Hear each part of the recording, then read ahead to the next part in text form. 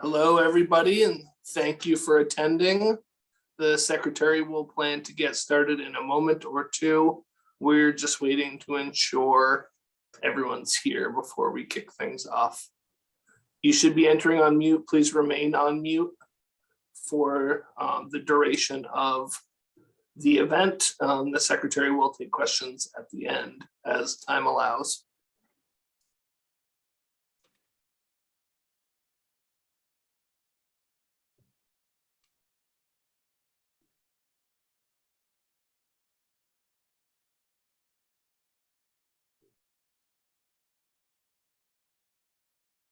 Okay, I think we'll get started. First, I'd like to say good afternoon to everyone and thank you for coming to this virtual conference. It's been my pleasure over the last 35 years to have had the honor to serve the people of Vermont as a public servant. As Vermont's Secretary of State for the last 12 years, before that I was an 8-year Chittenden County State Senator, and before that, an 18-year South Burlington City Council member. During these many years as a public official, I've worked really hard to serve Vermont's citizens in a professional and dutiful manner, always striving to make our government more efficient, more accessible, and more transparent for all Vermonters. I've also entered my elected positions in government with over 30 years of experience in the business sector. This background helped me evaluate policies and propose legislation with a very broad lens, examining how our actions would translate in reality and how it might affect Vermonters. For me, the end result of the work of government should always be to improve the health, safety, and lives of all of our citizens. After each election, I took an oath to uphold the constitutions of both our nation and our state, and I've worked every day to abide by those governing principles. It was critically important to me that the Secretary of State's office operate in a nonpartisan, non-political manner, and I know we have worked very hard to do that. After each election, as Vermont Secretary of State, I was honored to have served as National Association of Secretaries of State President, U.S. Election Assistance Commission Board of Advisors, Council of State Governments Executive Board, and I currently am the National Co-Chair for the Overseas Voting Initiative for military personnel and overseas citizens. And I've also been privileged to testify before Congress on both voting and election cybersecurity. During my term as Secretary of State, Vermont models for elections, professional regulation, and business registration, as well as archives and records management, were nationally commended as among the best in the country and an example for other states to follow. Today, I am announcing that I am not seeking re-election to the position of Vermont Secretary of State. While I have enjoyed this job every day, I am looking forward to a new chapter next January at the conclusion of my current term. The position of Secretary of State is critically important in the protection of citizens' voting rights and upholding our democracy. It should not be viewed as merely a stepping stone for higher office. I especially want to publicly acknowledge and thank all of the staff members at the Secretary of State's office. Together, we have improved the operations of the office and the services to Vermonters. I particularly want to recognize my Deputy Secretary, Chris Winters, who has served the office for 25 years, with the last 7 as my deputy. He has been a tremendous asset and an indispensable partner, carrying out the work to make our office more efficient, more credible, and more accountable. Chris has been a vital member of my senior management team, overseeing policy and operations and spearheading many important legislative changes. In my almost 12 years now as secretary, we have accomplished many goals as the office transitioned from paper-driven processes to a more efficient and accurate digital environment using online applications and a well-respected and redesigned website. We have ensured accessible, free, fair, and secure election processes while protecting and expanding Vermonters' constitutional right to vote. And we've done that through same-day voter registration, automatic voter registration, online voter registration, ADA compatible accessible voting, enhanced cybersecurity, universal vote by mail, ballot drop boxes, ballot curing. I also want to thank Vermont's 246 city and town clerks for their efforts working with our office to perform the very core of our democracy, our elections. Our office protects the health and safety of the public through regulation and investigation of over 50 professions, 80,000 plus licensees, and we assist Vermont's business sector in registering to do business in Vermont. The Vermont State Archives and Records Administration has received federal grants in recognition of the work being done to protect Vermont's important historical documents and to work with state agencies to improve records management and public accessibility to those documents. I also want to thank my family, my friends, my colleagues for their support, including those who have encouraged and supported me in my career.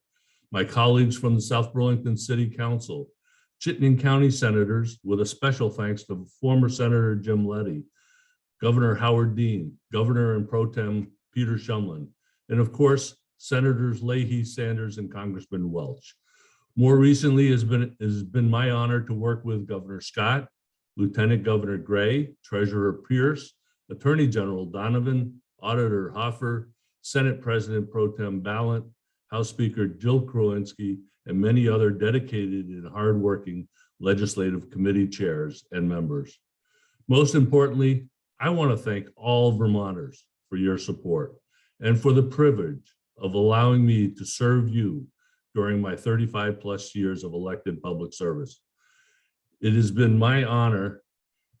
It has been the honor of my lifetime, and I am grateful to have been provided the opportunity to help protect, defend, and enhance our democracy. I also want to say thank you to my partner, Annie. It's been a great run. Thank you, stay safe, be well, and please do your part to keep our state a welcoming and respectful place for all Vermonters. Thank you. Okay, we can take questions. If you're a reporter with a media inquiry, please raise your hand either in the Zoom function or by pressing *6. The first person I saw raised their actual hand, so Mike Donahue, you can go ahead. Make sure to unmute yourself and ask your question. So was that a endorsement of Chris Winters that you were making? Mike, as you know, I have never endorsed anybody for elected office, whether it be local, state, or federal. I will say that that Chris is, I know he's considering a run for this seat, and I will deal with that at the appropriate time. I noticed he got a haircut the other day. I just was wondering if he was preparing. The other thing, why is it that everybody always claims transparency and when they're running for office, but seems like a lot of people get to Montpelier and they flip-flop. And for whatever reason, you haven't. You have been actually one of the more transparent people around. And I just find it interesting that, you know, people that have run for governor and other positions get to Montpelier and suddenly they're not quite as transparent and they don't see it quite as, but you've stayed transparent, and I have to salute you, but why is it that you didn't waver like the others have? I can't speak for why others have taken the steps that they have, Mike. I appreciate your comments. Transparency has always been important to me. I believe that good government is open government, and that's been my mantra from when I was a city councilor, as a state senator, and then, as you know, as a Secretary of State. Okay, thank you. I may have another one, but I'll let somebody else ask. I'm not going to let you off easy. Okay, up next, we've got Sarah M. Sarah, feel free to unmute yourself and ask your question. Hi, Mr. Secretary. Thank you for hosting this today and congrats on the retirement. I hope you can relax a little bit after this. My question is, I'm so sorry if you hear my Slack notifications buzzing off. We've seen in the past couple years nationwide a real questioning of our country's election integrity. And I'm wondering if you can reflect on that conversation that's happening and how that has perhaps changed your job as since you have had such a long tenure, and your kind of statement on that at large. Thank you, Sarah. It is disheartening to see what's been going on around the country, and I thank I thank the Lord that we don't have that situation here in Vermont, but it does exist. I will say that we've propped up on our website a facts versus myths webpage. It's there for the public to see, and it answers some of the very basic questions that you've seen. The concern I have is that there's this massive disinformation, misinformation campaign going on across the country using social media, whether it be Twitter or Facebook or whatever the social media platform is, through the media in some cases. And it really, we have to take a step back. Our democracy is in dire straits right now. And I really believe that we have to take steps to retake and reset the democratic principles that we have always operated under. I've participated in elections at the local level back in the 90s, early 2000s. I was a state senator, chaired the committee that actually oversaw elections. And there has been really not a bit of truth to any of the false charges that have been levied nationwide. Is there some voter fraud now and again? Yeah, there is. It's very minuscule. I mean, it's a very, very small percentage, like 0.000001. It's really, really minute. We had one case this year that was adjudicated by the Attorney General's office. One case out of 375,000 votes that were cast. And that person got caught. And that's the thing. We have procedures in place. We have the processes in place, and we work diligently to protect those, but also to enhance them. And one other question before I let others have a chance at it. I know you spoke about how proud you are of your ability to do your job in a nonpartisan and unbiased way. And I'm wondering if you can just expound on that and perhaps tell us some of the things that you're most proud of in your tenure. Well, I think, as I said in my opening remarks, the fact that we went from a paper-driven process to a digital environment was the key to almost everything that we've done, because by going to the digital environment, we are actually much more accurate, much more process-driven, and things like, for instance, just in the corporations section, it used to take 15 days when I took office, 15 days for someone to register their business and get their paperwork back from us. That included filling out the paperwork, sending it into our office, having us process it and send it back. Now that's done in less than 30 minutes. The annual report cycle used to take 10 to 12 weeks for us to catch up on everything because of the massive amount of paper we would receive. It's now done instantaneously. We've gone from division to division and put in the processes in place that we needed to do. And this just makes it, again, more accurate, more efficient for our staff, and we've been able to do a lot more with a lot less. And I just think it's, you know, one of the things I'm proud of is in the budget area.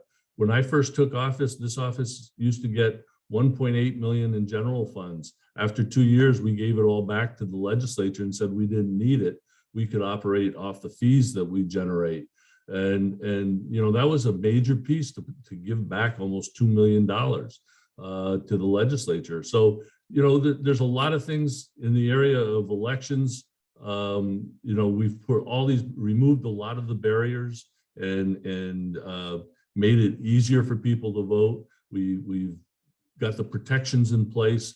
We went from, when I first took office, being 38th in the nation as far as a ranking for an election administration, to 2016, we were number 1.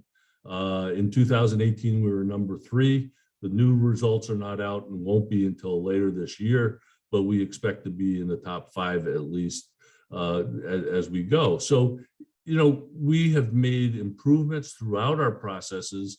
And one of the things I've always challenged my staff to do is, don't tell me just what you have to do.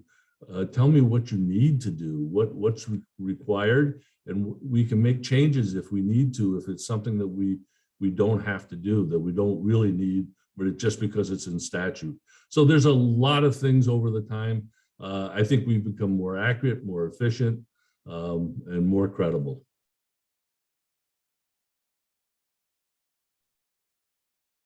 Okay, next we've got Gordon D. Gordon, go ahead.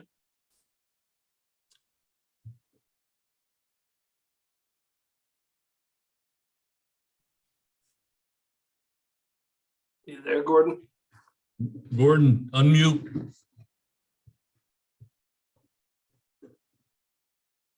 Okay, we're gonna. You there with us, Can Gordon? you hear me now? Yes. I could swear I hit the unmute button.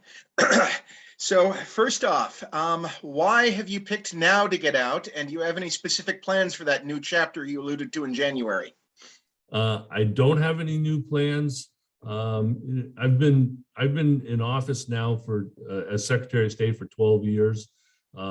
That's a pretty long time. I mean, if you look back in history, Jim Douglas was 12 years, Deb Markowitz was 12 years. And it just feels like it's time for me. You know, I'm ready to step aside. I've been in elected office now for over 35 years. I had a 30+ year career in business. It's just time for me to go. And my next question mirrors one you were already asked. The flip side of proudest accomplishments, is there anything you perhaps wish you had done differently, or perhaps some unfinished business you're leaving that your successor will have to address? We've had a pretty good relationship with the legislature and with the governor, both Republican and Democratic governors. So, you know, I think you know, one of the things I'm also proud of is the fact that we have run this office as in a nonpartisan manner. That you know, people, you know, I've got strong supporters on both sides of the aisle, and all the while we've made improvements to the things that we do here in this office. I think many times people don't understand the complexity. For instance, elections administration is really not something that is simple. It's not as simple as 1, 2, 3. It's a very complex process. We have many things in place, you know, and above all, we've got the cybersecurity. And I think after the 2016 election, or just prior to the 2016 election, when cybersecurity really came to the forefront, and you know, Vermont became a national spokesperson really on cybersecurity and elections administration. But it was partly because my team and I had worked on that beginning back in 2011, 12, 13.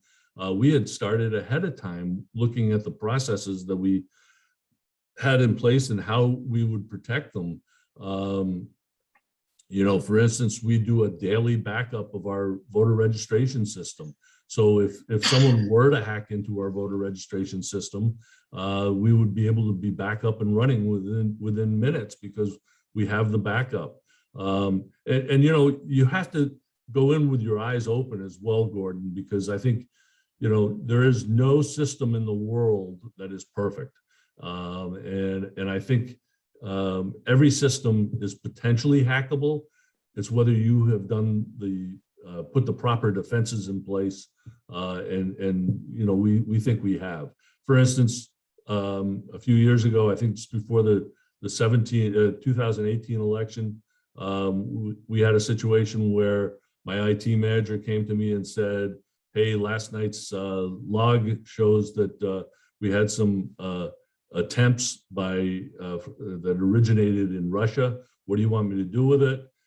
I called the Department of Homeland Security. He called the Center for Internet Security. And within 24 hours, they had issued a nationwide alert to all election offices to let them know that there were certain IP addresses that were trying to attack election systems. So it's really about working together, but working also in a way that is smart, that you're putting up the defenses that you need to put up and staying on top of it. In other words, you can't just rest on your laurels in this job. You got to be looking ahead.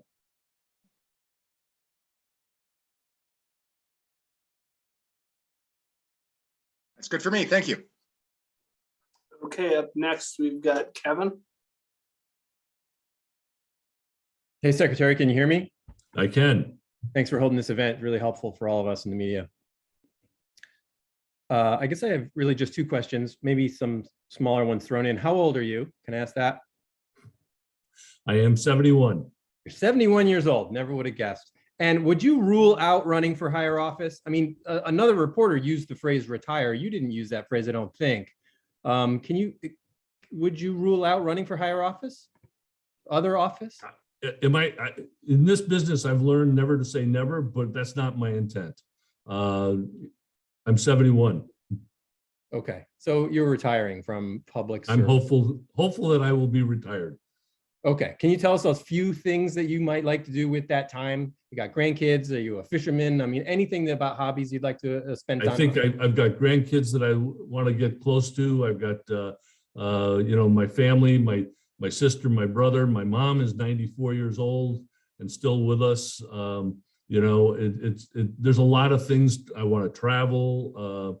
One of the things about this job has been, many of my colleagues have taken town meeting week, for instance, and they will go on vacation or something, or in the summertime. And it's really difficult when you're in this job to do that because there's always something going on that you have to deal with.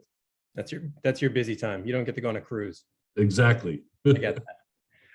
And then I guess my last question is, if getting back to the issue of the nonpartisan office and being a nonpartisan person in this office, can you reflect a little on the fact that through many years, more recently in particular, one party has been more apt to question election security. One party has been more apt to question the wisdom of mail-in voting, which was extremely helpful for people during a pandemic to be able to vote in that manner, as I understand it. And I think, as you have said, how do you remain nonpartisan in the face of the fact that the parties in your state view election security and these other issues very, very differently?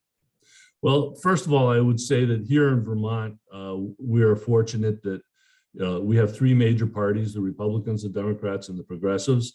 And what I have seen when it's election related, we have all come together to pass improvements. There may be people who oppose certain parts of it, but for the most part, I mean, when we put automatic voter registration in place, where it was having difficulties nationwide in some of the states, we were the second state to to put a law in place. We were the fourth state to actually enact it, and there were 3 separate votes, 2 in the House and 1 in the Senate. And out of 300 votes cast for automatic voter registration, there was only 1 no vote. And that 1 no vote had nothing to do with the bill itself. It was a dispute between that person and the party member from that committee that it was proposing this. When we had vote by mail, we really did have tripartisan support to move to vote by mail. I mean, there were some people that voted against it, but we did have tripartisan support. And I think that in general, we try to come to agreement. We work behind the scenes to, at the legislature, we talk with people. We're not afraid to talk to people. We reach out and we explain the processes. And I think the fact that I've not endorsed people gives me some credibility. Having been run as a Democrat in the Senate and run as a Democrat as Secretary of State, but I still operate the office in a manner that is nonpartisan. And I think people have that faith and that trust and that credibility in me. Okay, great. Thanks. Good luck with your next ventures. Thanks. Appreciate it. All right.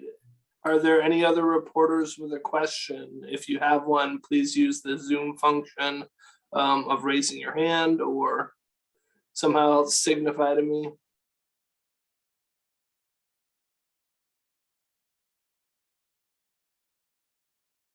Okay, Sarah, go ahead. It looks like you've got a follow-up. I'm just going to take this opportunity while we have you to bring up redistricting. I'm sure it's heavy on your mind right now and is probably extremely challenging considering the timeline that you're under because of how things went.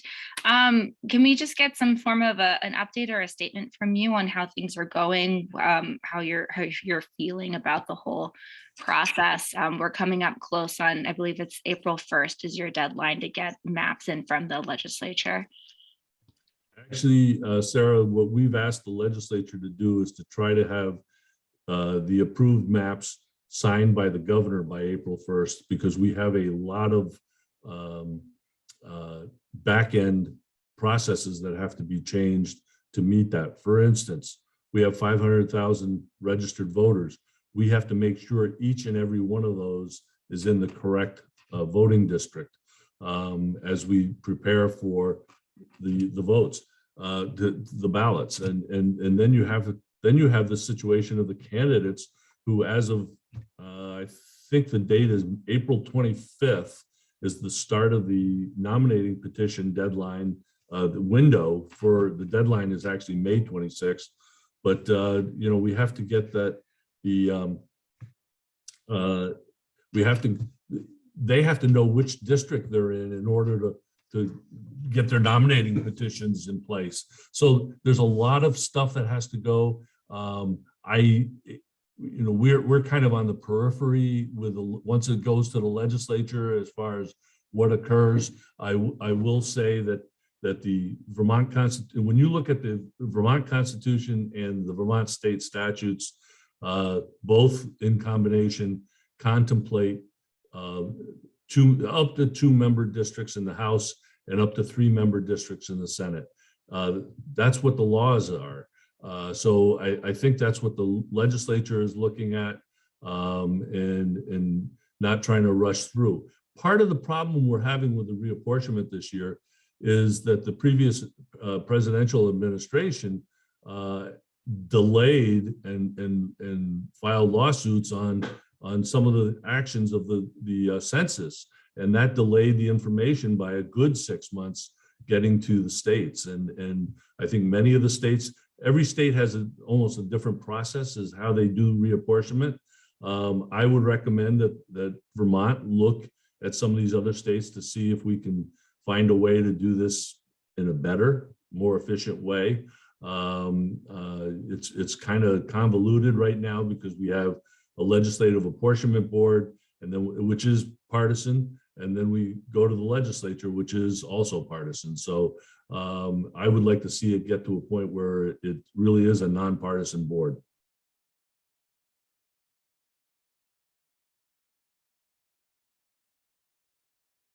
Anyone else? Last call for questions. Kevin, go ahead. Yeah, I just want to drill down a little bit more on that, Jim, if I could, on the nonpartisan board. How does that occur? Would the legislature effectively have to pass a law that took reapportionment out of their own hands? And is that likely?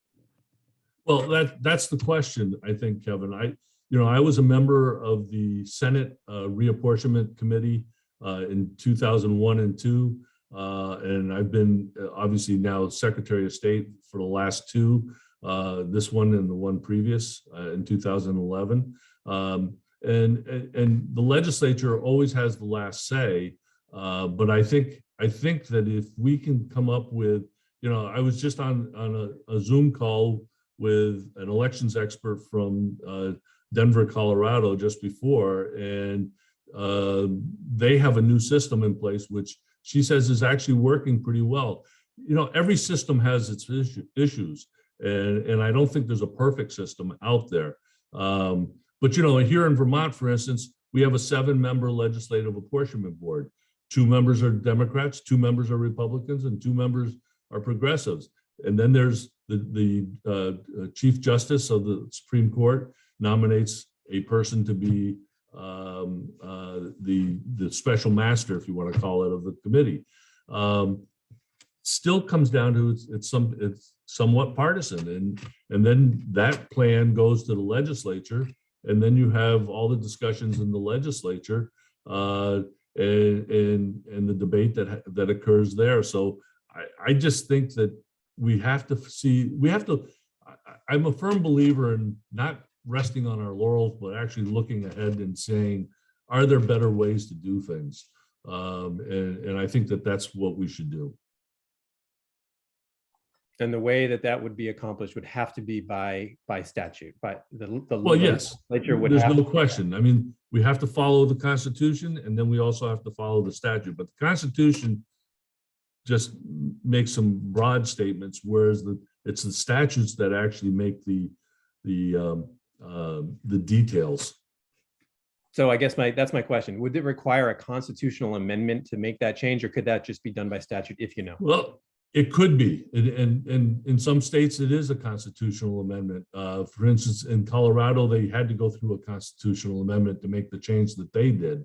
I don't know if that system, I haven't really looked into it in depth, so I'm not sure if that system would require us to make a constitutional amendment. But I think we should look. I think we should see if there's a better way. We got 50 states. We don't have to reinvent the wheel. We can look around and see what other states are doing and which ones work best. Maybe that can be your retirement gig. There you go. Thanks for your time. Okay, thank you, everybody. I think that'll wrap things up, and I'll just turn it over to final words to the secretary. So again, I want to thank everyone for participating today. This has been a real honor for me to have served the state of Vermont for as many years as I have.